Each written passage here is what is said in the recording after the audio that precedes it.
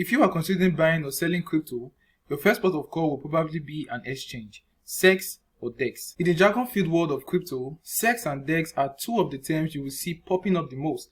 They are both types of exchanges, but with some fundamental differences. Don't be deterred though, these concepts are very simple to explain and easy to grasp. So in this video, I'll be talking about what you need to know about DEX and CEX. Make no mistake, this video is not what you want to miss. Make sure to stick to the end of this video so as to get the full gist. Before I proceed though, I want you to note that nothing in this video is financial advice. I am not a financial advisor, and this video is for educational and entertainment purposes only. If this is your first time on our channel, my name is Festus. I want to warmly welcome you to Crypto Sage. On this channel, we'll talk everything you want to know about crypto. So don't forget to like this video, to subscribe, to turn the bell button so as to get notified when a new video drops. So without further ado, let's go straight into the video. Before we go further, let's talk a bit about crypto exchanges. Yeah, just like stock exchanges exist as a means for people to buy and sell assets in form of shares and derivatives, cryptocurrency exchanges are marketplaces where people get to buy and sell blockchain coins and tokens. But exactly how your transaction works and the possibility for you, the user, on each platform depends on the type of exchange you are using. There are two types of crypto exchanges, namely centralized exchanges, popularly known as CEX, and decentralized exchanges, popularly known as DEX. So let's take a closer look at these two types of exchanges, exploring how they work so you can decide for yourself which you need to start trading. So let's talk about centralized exchanges. Now, this type of exchange platform is created and owned by a centralized organization that act as an intermediary. They match buyers and sellers' orders. Notable centralized exchanges include Coinbase, Binance, KuCoin, Kraken, and others that you have. Now, there are a few features that define centralized exchanges. So in this video, we're going to take a closer look at these features that differentiate centralized exchanges from decentralized one. So the first feature that differentiates a centralized exchange from a decentralized one is that centralized exchanges are custodian. But what does this mean? It means that when you want to trade on a centralized exchange, you keep your funds in a wallet tied to the exchange itself instead of in your own wallet. What's important is that the exchange, they keep the private key to the wallet and not you, the individual. But instead, you get a login details for the platform. On the surface level, this has some benefit, especially for new users who are just getting a hang on the complexity of crypto. But you have to be aware that entrusting your coins and tokens to a third party with no access to the private key means that you don't own that crypto. So if the exchange is hacked, censored, or goes bankrupt, your funds will meet the same fate. Another feature of a centralized exchange is that it is highly liquid. They facilitate trade by centrally matching buy and sell orders from the users, otherwise known as an order book system. This means liquidity is a function of the number of buys and sell orders on the book, and with most people's first step into crypto taking place on a centralized exchange, their order volume are necessarily higher than their decentralized counterparts. This system is further boosted by the fact that centralized exchanges can offer incentives to large volume traders who provide liquidity to their books. Companies like Binance, for example, have recorded over $30 billion daily from transactions. And because the trading figures are so high, you are likely to always find liquidity for the trade that you need. One of the cool features I like the most about centralized exchanges is that they are very easy to use. Now, centralized exchange, they tend to be associated with these, which is not a surprise because for most crypto users, a centralized exchange is where they make their very first purchase of crypto using their credit card. And this is otherwise known as the on-ramping into crypto. With these exchanges being the very first thing people see when they buy their first crypto, it stands to reason that they need a clear, user-friendly interface, something like CEX, and they have a reputation for that. The area of security, centralized exchange have what is known as KYC. This means know your customer. With global norms shifting to accept crypto, exchanges have made concerted efforts to ensure coins and tokens can't be used to launder money. So before you log in or begin trading on a centralized exchange, you need to produce documents confirming your ID, sometimes your address, to coordinate with these measures. So now that you've made friends with centralized exchanges, let's go over to decentralized exchanges. What exactly are decentralized exchanges? Like a centralized exchange, the purpose of a decentralized exchange is to allow you to trade your crypto assets.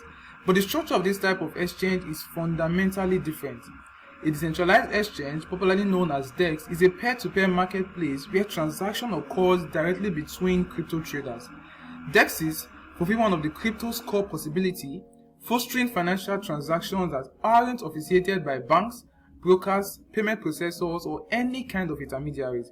The most popular DEXs like Uniswap and SushiSwap utilize the Ethereum blockchain and are part of the growing suite of decentralized finance tools which make a huge range of financial services available directly from a compatible crypto wallet.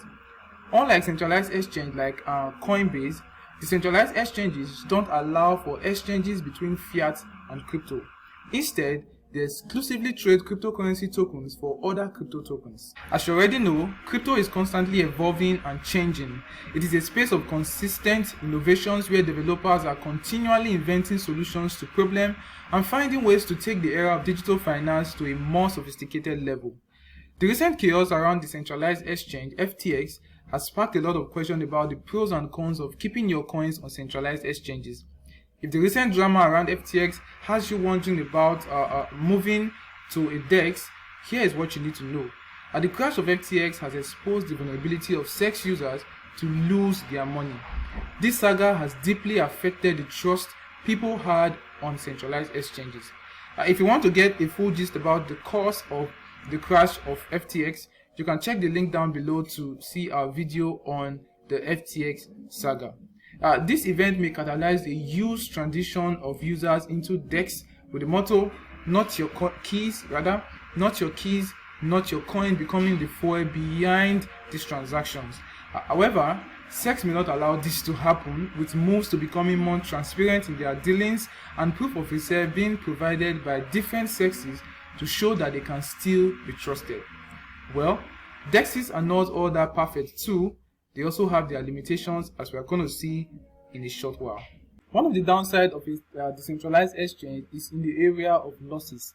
Yeah, as neat as this system is, it does introduce a risk for a liquidity provider behind the pool. The risk is called impermanent loss. Liquidity providers are entitled to withdraw the portion of the value of the pool they contributed, not the exact number of tokens that they put in. It could not promise all providers the exact tokens because the ratio of the different tokens held in the pool changes as trade occurs. But as the ratio adjusts to reflect current wider market prices, the pool is going to progressively contain more of whatever token is losing value, vice versa. This means that a liquidity provider will tend to end up withdrawing more of the token that lost value and less of the one that gained value compared with their starting asset. Therefore, they will end up poorer than if they had just held on their asset privately. Here in practice, DEXs generally compensate liquidity providers through transaction fees, but that means charging higher fees that they would otherwise need. Another feature that differentiates a centralized exchange from a decentralized one is that decentralized exchanges are non-custodian. What this means is that users they prefer to keep their assets in their own personal wallet than entrusting it to the exchange. CEXs typically requires that the users place assets in their custody before trading. Yes, holding your assets yourself keeps to the idea of self-reliance that permits the crypto world. Yeah, you have full control over them. But on the other hand, without due care, private keys can be lost or destroyed, rendering associated assets irretrievable.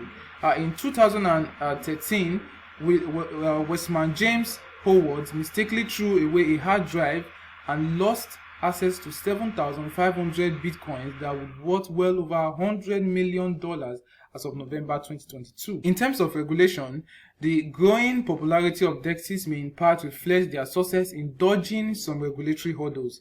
The company that builds a DEX avoids acting as a financial intermediary or counterparty and does not have to meet a know your customer and anti-money laundering standards because it operates anonymously. So you have to put this in check before putting your funds on the decentralized exchange. Now let's talk about the area of liquidity. DEXs may struggle more than centralized exchange when working with larger investors. At this time, they cannot yet compete with the largest centralized exchange in size, so they cannot offer as much liquidity. When they meet with insufficient liquidity, large orders can face unplanned additional cost called slippage. Well, slippage is the difference between the expected price of an order and the price when the order actually executes.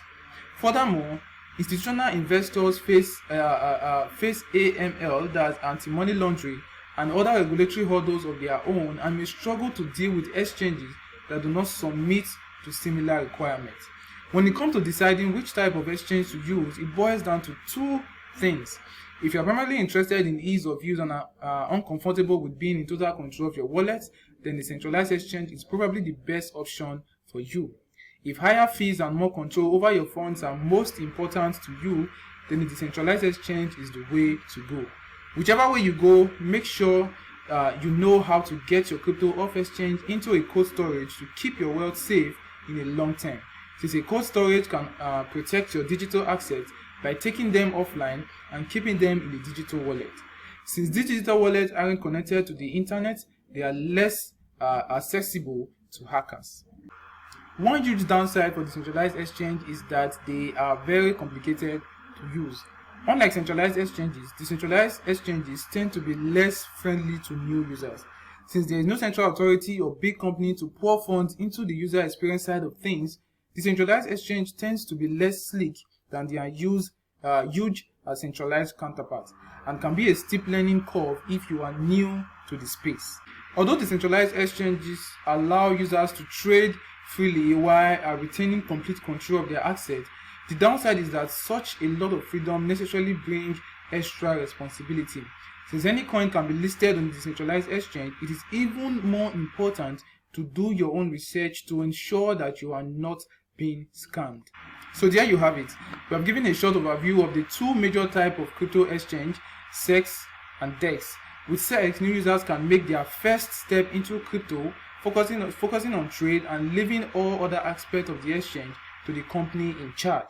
But this comes at a price. However, DEXs offer more freedom and potentially better payoff for users and opportunities, although they will require a more knowledgeable users. So which suits you? DEX or CEX? Which do you need? As you know, crypto can be a confusing place to be, but a little reading can change that. The beauty of crypto is that it is constantly evolving, finding solutions to tensions faced by its users and striving to offer more. With a little learning, you can take full advantage of what the industry has to offer, not just for your wallet, but for your life. That will be all for today's video. If you've enjoyed the video from the beginning to the end, make sure to give it a thumbs up. Make sure to share this video with your friend. Don't forget to subscribe by clicking the red fellow down there saying subscribe, and make sure to turn on the bell button so as to get notified when we drop a new video like this. Crypto Sage signing out.